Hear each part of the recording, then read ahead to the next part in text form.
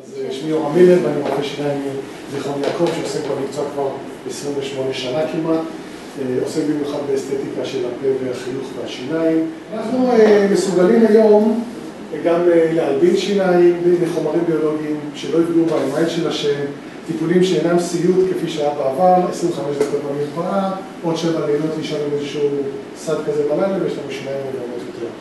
אני עושה את זה כך, יש לנו שיניים שבהתחלה הן נראות טיפה יותר צהובות, אחרי הטיפול הן נראות הרבה יותר מבונות. עוד דוגמה של שיניים, לאותם שיניים, שבוע וחצי, שבועיים אחרי הטיפול, שיניים שנראות הרבה יותר מבונות. ואם לא רציתי להלבין אותם, אני יכול אולי ליישר אותם. ושוב, להביא אותנו קרובים לנתונים המוגדרים אסתטיים.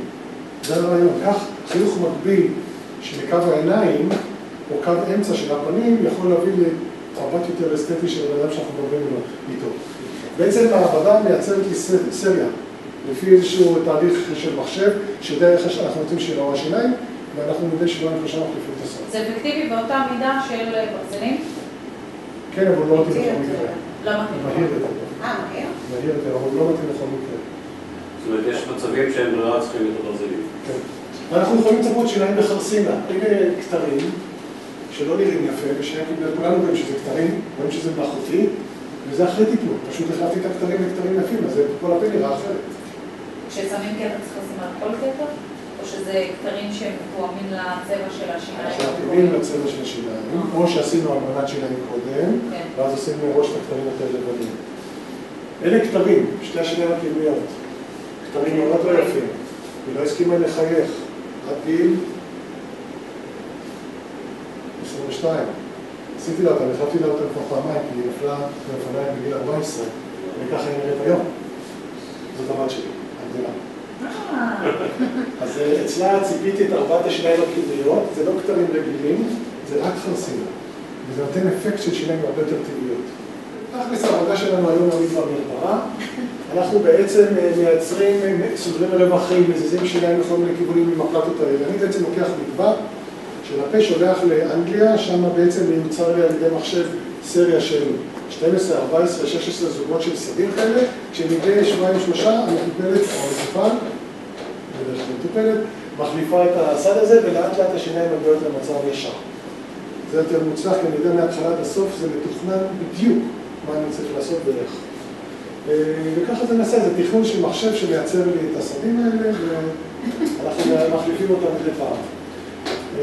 הסדים אתם ראיתם איך הם נראים, זו שיטה שנקראת אינביזילנד, זה מחליף כמובן את הקוביות הישנות, זה לא כל כך נהוג לעשות לנוער, כי נוער פשוט לא מספיק מושמע כדי ללכת עם זה, צריך להסתובב עם זה כמה שיותר שעות ביום.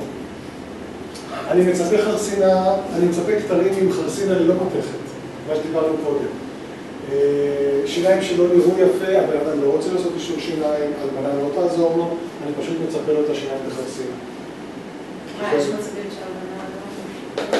יש גבול מסוים, ויכול להיות שהשיניים כבר עברו איזשהם טיפולים, ואז הצבע שלהם כבר לא יחזור להיות לבן. זה רק, ההלבנה נעשית רק לשיניים טבעיות. הלבנה מחלישה בשיניים? לא, בכלל זה סתם בהלבנה. אני גם משתמש בחומרים שהם מאוד רגילים, נגיע לזה שהם ביולוגיים, אז בכלל אין שום רגישות, אין שום דבר.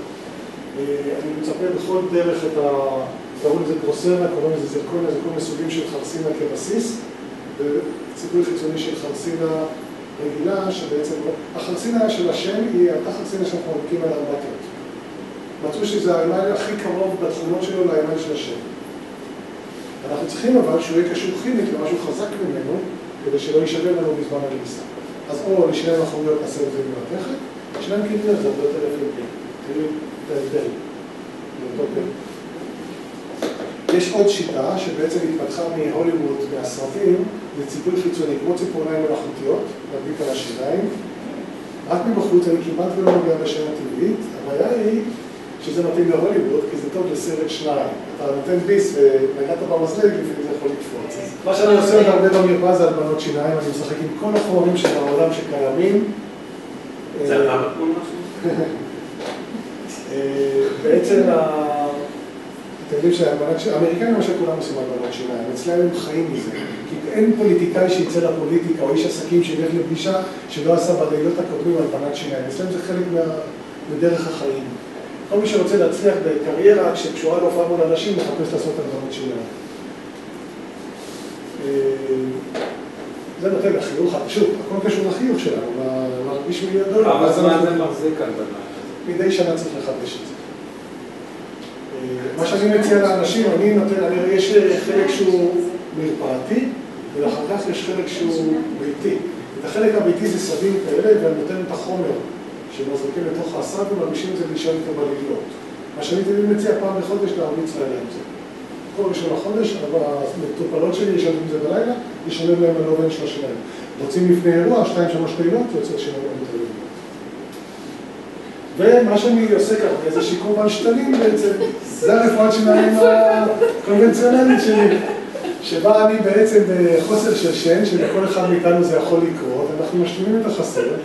אם פעם היינו מקלקלים שיניים או מקריבים שיניים שכנות כדי להרגיש גשר ארוך, היום אני לא נוגע בשיניים השכנות בכלל, אני יכול להכניס היום שתלים כמעט בכל מקום, אין היום מגבלה של עובי נסק ודברים כאלה. זה כל מה שאני עושה במדע מרפאה, תודה רבה. תודה.